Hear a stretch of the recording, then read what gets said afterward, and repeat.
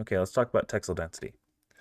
So for now, you will need this free plugin that I've linked. It's called Texel Density Checker. In your UV editor, hit N. The N panel will show up. Go to the tab that says Texel Density. And you'll see you can calculate your texel density. So let's do it based on a 2048 texture.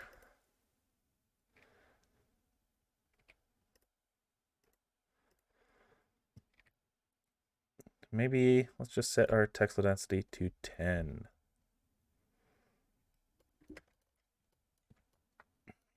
Okay. So what you want is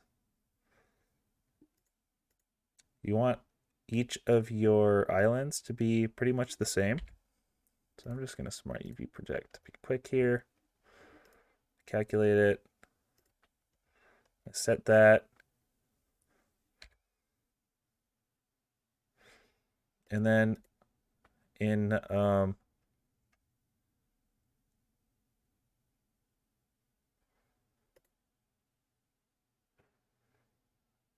somewhere in here. Yeah, pack islands. So if we go up here, now they should be all the same texel density. Okay, that's really important. We want most of your exercises to have fixed texel density. Make sure you're using that. I will check it.